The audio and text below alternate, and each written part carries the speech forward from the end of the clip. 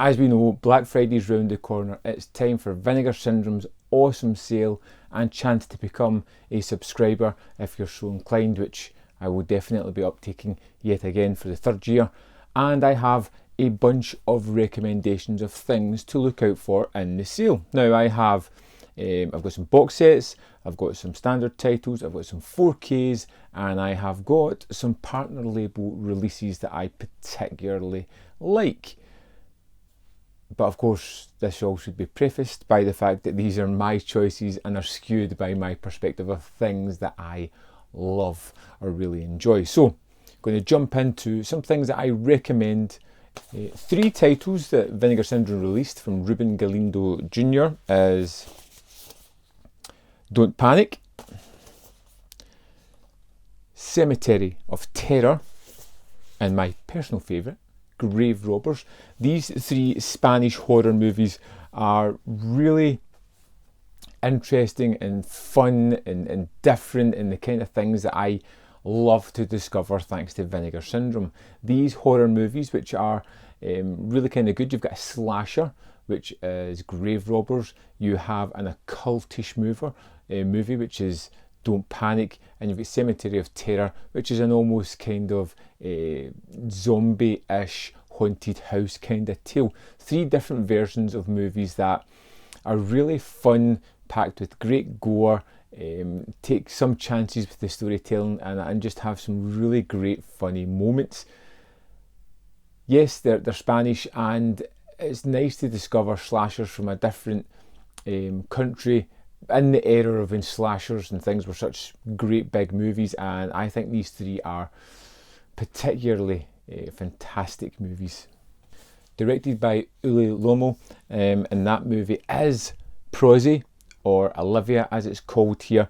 I went into this one not really too sure what I was going to get with this, but it turned out to be a really great, I'd say, genre take on a Hitchcock movie. You know, plenty of sleaze, plenty of gore, a wonderfully absurd story about a girl that's kind of traumatised and committed murder and runs away and is discovered in a different country because they've moved London Bridge to this small town. It's kind of wacky, but the kind of psychosexual element of this was really kind of fun. Performances were terrific, and the story just offered up all kinds of surprises. Fits into a slight giallo kind of a feel about it, although not fully there, but just a really interesting movie that's off kilter and kept me on my toes watching it.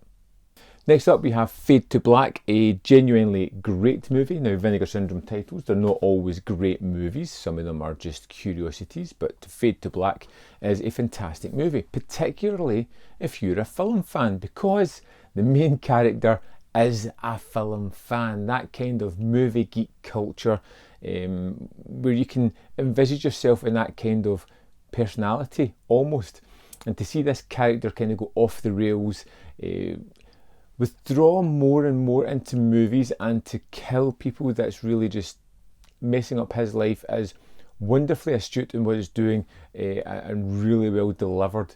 Wonderful scenes, fantastic makeup and effects in this one, especially the makeup as the character dresses up like famous movie characters to off his prey. It's a wonderfully fun movie that has a lot more substance to it than you would first expect. I really like this one. Now for a little bit of yuckiness and disdain is the 70s movie The Candy Snatchers. The Candy Snatchers is one of the best movies that Vinegar Syndrome has released. It is one that leaves a bad taste in the mouth as well because it's so horrible. It's about a kidnapping of the Candy, the titular character, who is kidnapped. She's held to ransom by this group of horrible people while her horrible parents try to get her back in one way or another, and just how things go down a rabbit hole of, well, everything's kind of horrible in this movie.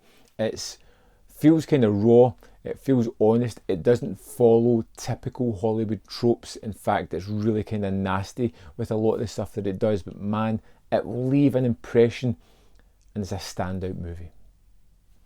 Now for something not so good.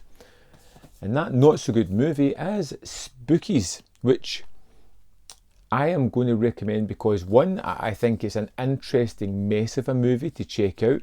You can kind of see that there is some real promise in the film that is something that you would like to have seen worked on a little bit better, but of course behind the scenes Carry On kind of took that away, which leads to one of the reasons I'm recommending this, the extras that are on this disc. You get 2 feature-length documentaries on here. You get one all about the production of Spookies, which goes into why it was so messed up and how things feel so choppy as you're watching the movie, which is a fantastic piece of documentary itself. And then there is the Vipco documentary all about the rise of these movies on kind of grindhouse media in the late 80s. And it's fascinating as well because it goes into the video nasty kind of explosion in the UK. And again, really fascinating. So you're getting you buy Spookies, you're getting 3 feature-length movies in here. The film, which is an interesting oddity, and 2 fantastic documentaries that are highly recommended. Next up, we've got something that's just a little bit fun for me, something I really kind of enjoy, and that is Pledgenate, a movie that's a really low budget, that starts off like a kind of college campus film and then moves into something more typical of the kind of, supernatural slasher element later on. I love the bad guy and the look of him in this one. I love some of the murder set pieces. I love the fact that it feels almost like a student film for the first half before changing into something far greater later on. It's a really good film. Next up we have Deadline, little movie from Canada, and one that really surprised me because this has an interesting conceit to it. It's about a writer of horror who deals with that kind of thing, whether it's movies or books or whatever. He deals with creating horrible scenarios, and as his family unit breaks down, he kind of is scarred and remembered a lot of vicious sequences that he has written, and it gives the movie a chance to play in 2 different grounds, which is really good because it gets to have that drama, the psychological breakdown of a character, and it gets to have the gore with him having flashbacks to scenes he's written or movies that he's made that are horrific and bloody sequences. We get our cake and to eat it with this movie. A personal favourite of mine is Friday the 13th series. I love it. I don't pretend that it's amazing, but I do generally love it, and I was really interested about Unmasked Part 25. A comedic satirical take on Friday the 13th, where our character is playing a Jason-like character who hunts, kills and slaughters, who's having an existential crisis of life, a midlife crisis even. What is he doing? Why is he doing what he does? And he meets someone who is blind, whom he falls in love with. And this kind of changes him, but also kind of reaffirms his life choices, so to speak, as a movie bad guy slasher. I really like Unmasked Part 25. Low budget, inventive, and really fun. Quite possibly one of my favourite movies from Vinegar Syndrome, and a real discovery for me was The Collar. I utterly adore this movie. I love movies where it's just a limited amount of characters, limited amount of locations, and just tension and suspense is built upon and built upon and built upon. And you get that here. You get Malcolm McDowell, you get Madeline Smith as 2 characters. She's a person living in a cabin in the woods. Malcolm McDowell turns up, and they seem to have this strange interplay. These conversations where you feel as if you're only scratching the surface, as if there's much more going on underneath, and we're just not quite privy to what's going on. They seem very playful. They seem to be afraid of each other, and you're never quite sure who is predator and who is prey in this scenario. Although it ends up with a really twisted, unusual and kind of strange ending, it's one that I've grew to love because I feel like the movie's just so weird and so perfectly played I'm happy with it. It's one I would thoroughly recommend picking up, taking a chance on. So awesome. Next up, we have got Blood Games, which is amazing. It is a group of girls, a baseball team who are travelling around playing. They have this team in a small town against, which is basically a bunch of hillbillies. They beat them, as you would expect. The hillbillies seem to take umbrage to this and decide that the only way to teach them a lesson is to rape and murder them, and then a chase sequence ensues. But the women are more than capable of handling themselves. It's got some funny laugh out loud moments, it's got some terrific action set pieces, and it's one of those movies that's just, yeah, ticks all the boxes for 80s kind of genre movie sleaze. Love it. And last on just the Blu-rays, standalone movies, I would recommend this year's All American Murder, starring Christopher Walken, and a few other familiar faces as well, but this is most definitely Walken's movie. When he comes into the movie, it is with a bravado and dropping some major lines that are just amazing, hilarious and jaw-dropping. It's a murder mystery. It's played almost like a rom-com at certain points as well. It really feels as if there's no serious weight going on here. I like the mystery at the heart of it. I like a lot of the performances. And it's the kind of movie that would be forgotten if it wasn't from Vinegar Syndrome releasing. And again, this one, just for Walken's performance, is an absolute must-see. Now we're going to jump back into some box sets. I have 4 box sets here, 3 which should be fairly obvious and kind of grouped together, and one that was released this year that I really enjoyed. And this first one is Televised Terror. 3 movies which encompass Are You Alone in the House, Calendar Girl Murders and Child of the Night. 3 movies that were shown on TV that I'd never heard of before, that are given some fantastic treatment and transfers as usual by Vinegar Syndrome, and 3 movies that I enjoyed the hell out of. I was wary going into this set. I wasn't super excited. I was a little bit unsure of what I was going to get, and I got 3 fantastic movies. Are You Alone in the House, or Are You in the House Alone, was a really kind of wonderful tale about a girl attacked and coming to terms with it. Really playful, because we start with the attack and then we kind of flash back, and you have the idea of whom is the person that's going to attack her, and the kind of constant assault of males that she has in her life going up to there, which is really interesting. Calendar Girl Murders is Tom Skerritt as an investigative detective trying to figure out who's killing Calendar Girl Murders, you know, January, February, March, Miss March, killing them off one by one. It's really kind of fun. And Child in the Night is a Elijah Wood starring movie as someone who is trying to figure out who killed their father, and the young boy's kind of key to it as he saw the murder. Incredible fun. Now, I'm going to jump on to the other sets I have here.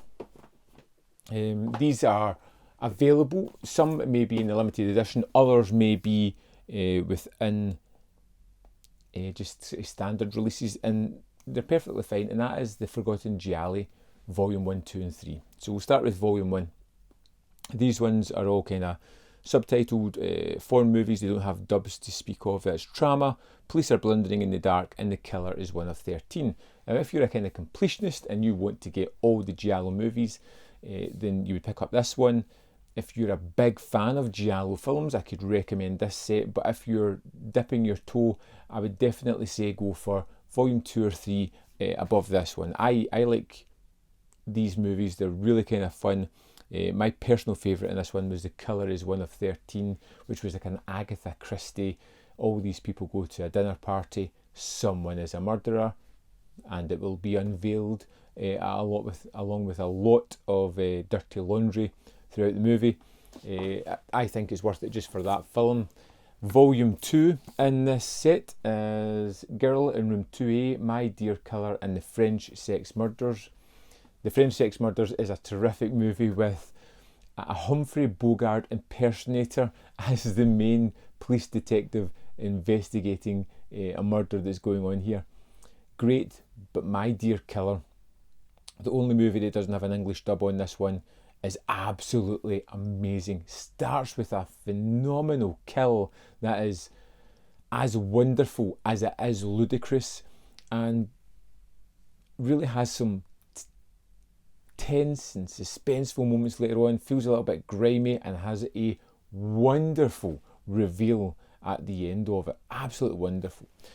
And finally, in the box sets that I have to recommend is Forgotten Gialli Volume 3. Now, you might still be able to pick up this one in the limited edition. I would say this, for me, is the best of the Gialli sets so far.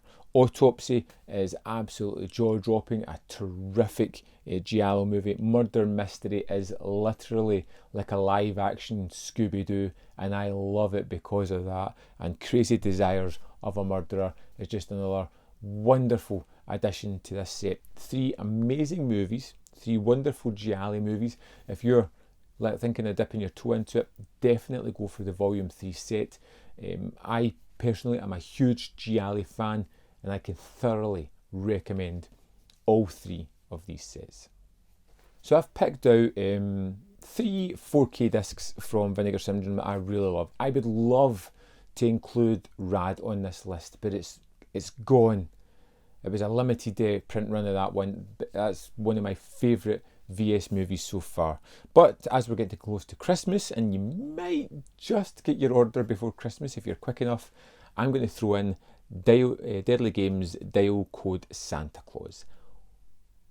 Awesome French-Canadian movie, all about a young boy who almost invites a psychopathic Santa into his abstract and obscure, weird, gothic house.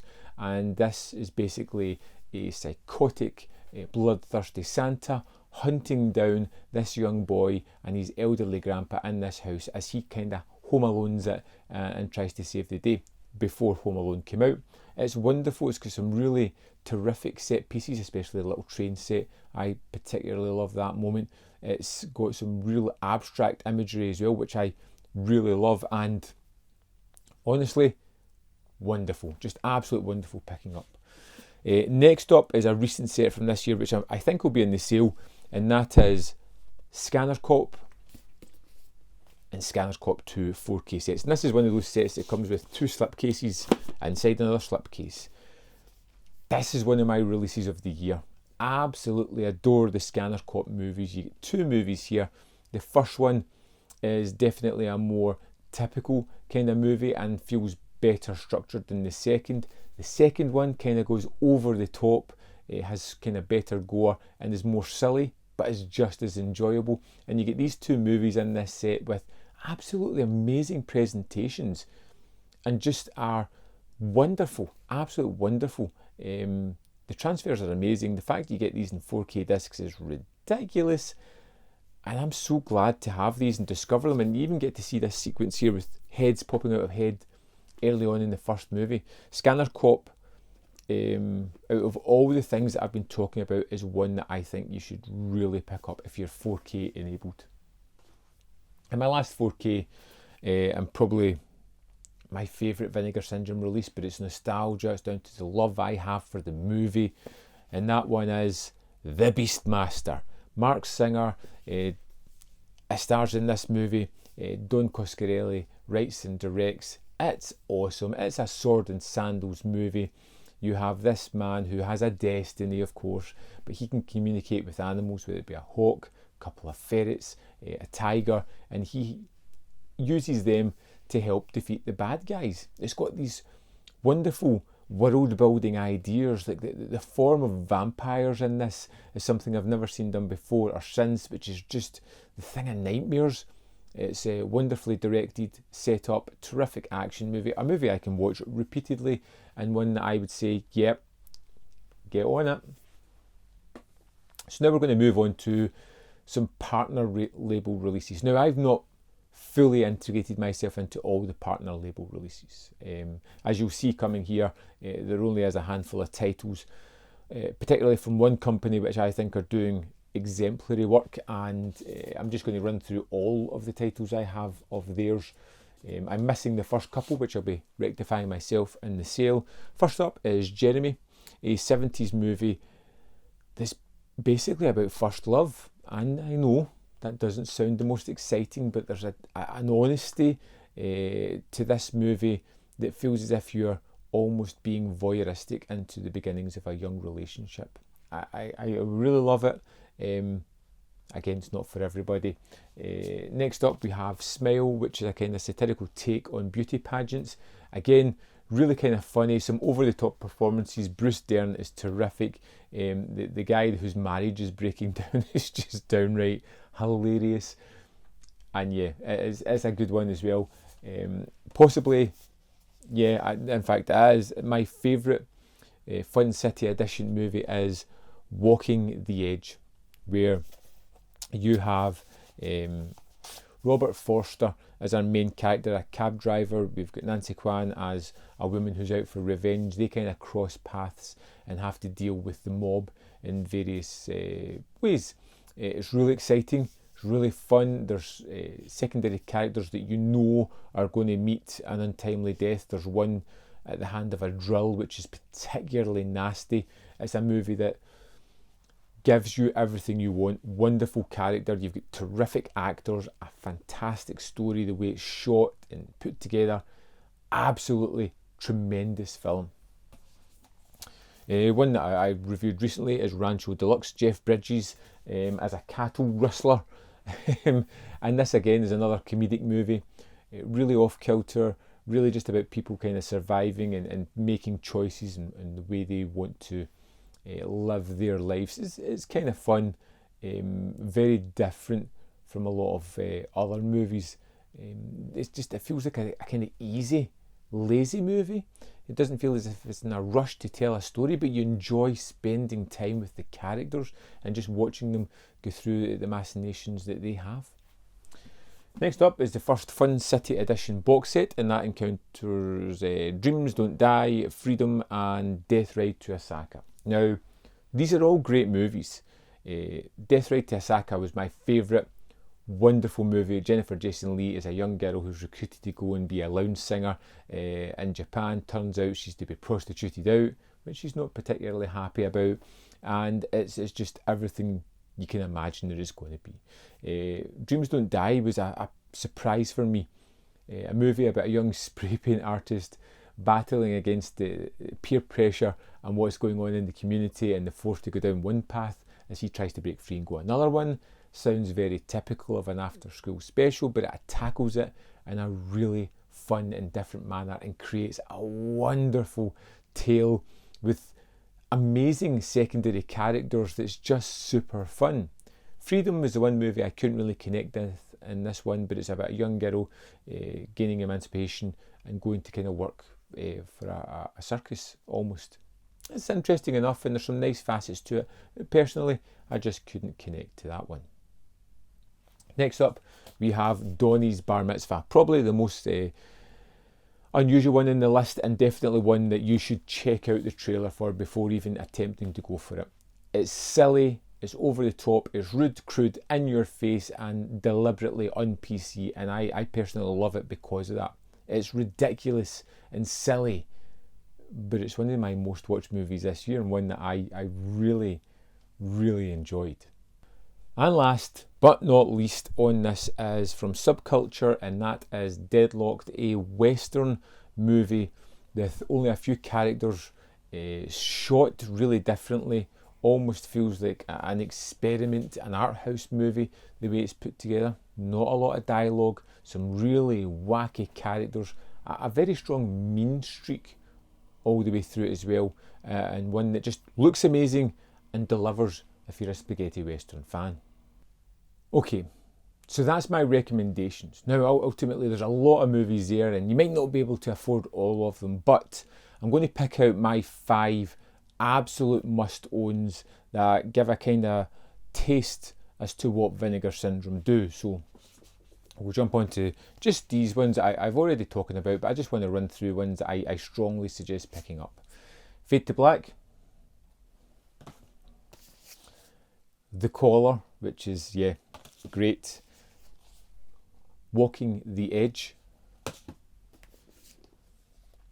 The Beastmaster, said possibly my favourite movie, and the Scanner Cop double pack. I'd love to know what you're looking to pick up. If you have more suggestions, other things that you think I should have mentioned, put them in the comment box below. Let's enable other people to build up a real good shopping list of titles that they might want. As always, there is other videos up here that you can check out of mine if you want to see more of my content. If you want to like this video, if you think I deserve it, subscribe, share, that would be amazing. And if you want to give me that little bit of extra support, why not join the membership program or Patreon? It's greatly appreciated. Thanks a lot. I'll see you next time on Man v Film.